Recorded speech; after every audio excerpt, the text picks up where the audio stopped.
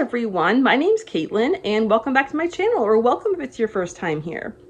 Today I am going to do kind of a rapid fire video sharing a list of new to me authors that I would like to read for the first time in 2026. So in some cases they are debut authors, and in other cases they have many books out. I just have not tried their books yet. So yeah, this is my list. I'm probably not going to say a whole lot about each author just to kind of do this rapid fire, but I will have the full list in the description box below, so if you want to check any of them out as well. Okay, so first up is Hope Welborn, and she is a Christian romantic suspense author. She's indie published at this point in time. She has a novel and a novella out. And she has a book coming out with love-inspired suspense in, I believe, September 2026 that I'm really excited about. So yeah, I cannot wait to try her books. I have loved her flash fiction. She is one of the owners of Spark Flash Fiction. And I read several of her flash fiction stories and loved them. So I can't wait to read one of her full-length novels. Then I have B.R. Goodwin, and she writes, I think it's all rom-com. So contemporary rom-com with faith elements in it. So yeah, and she is hilarious on social media. I love her on social media, so I'm super excited. I own 2 of her books, and I'm super excited to read them in 2026.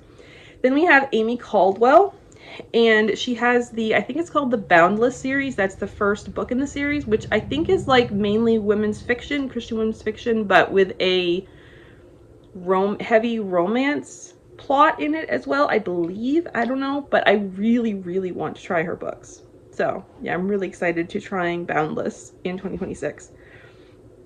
Okay, and then we have Kristi A.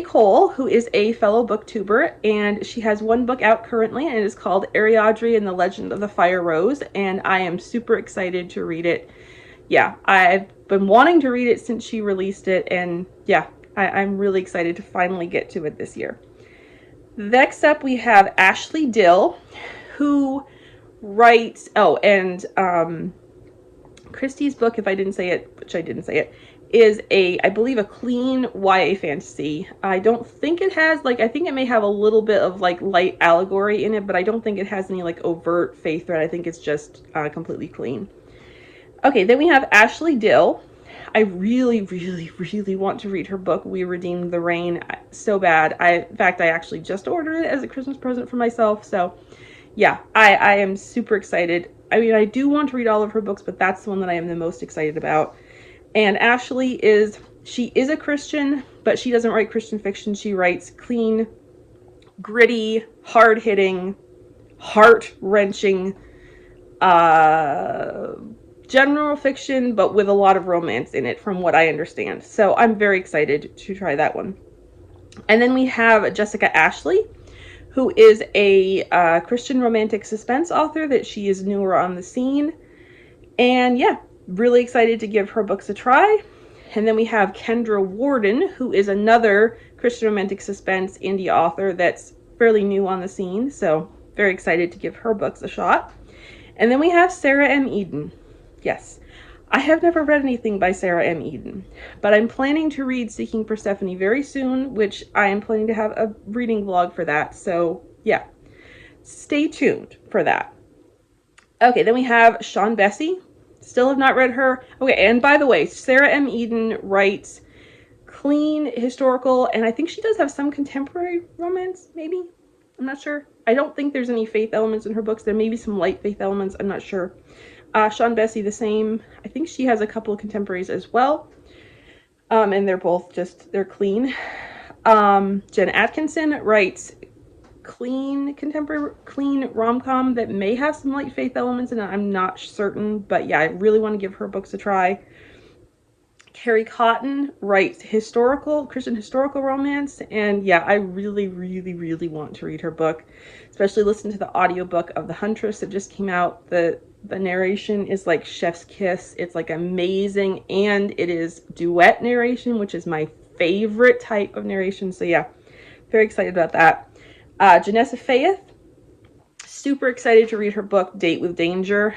I have it on audio. I choose another one that was on my list of authors to read, new to me authors to read in 2025 that I did not get to. So yeah, She also writes clean rom-com. So yeah, very excited about that.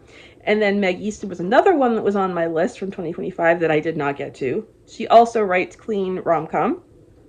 And then we have Abbey Downey, and she writes clean historical, or Christian and clean, but Christian historical romance, and very, very excited to give her books a shot. Then we have Alyssa Schwarz, and she writes, I believe, a mixture of historical and contemporary Christian romance. I believe some of her books are actually dual timeline, which is really super cool. So yeah, I'm super excited to give her books a go.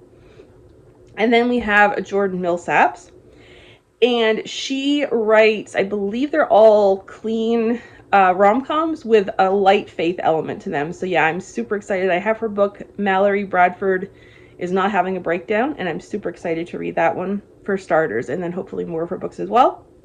And then we have Jennifer Purcell, and she writes Christian historical romance set, I think, around the time of the Civil War, or maybe like just after the Civil War. So I'm super excited to give one of her books a try finally.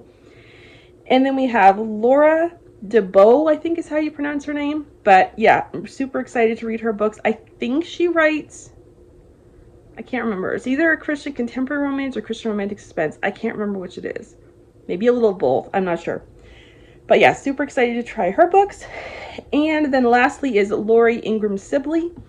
And she writes, I believe, Christian romantic suspense. I think she only has one novella out at this point that you can get if you sign up for her newsletter on her website. And yeah, so those last several were all staff members of Spark Flash Fiction. So yeah, I kind of have an unofficial goal that I want to read at least one book from every staff member of Spark Flash Fiction. I have read a book by Leslie Devoit in 2025. So yeah, I want to get to all of the rest of the staff members' books in 2026. That's kind of an unofficial goal that I have. So yeah, that's all for this video. I would love to know if you've read any of these authors, if you've heard of any of them, if you're interested in any of their books, and or if not, then what are some new authors that you would like to try in 2026. Thanks so much for watching. I hope you have a great day. Bye.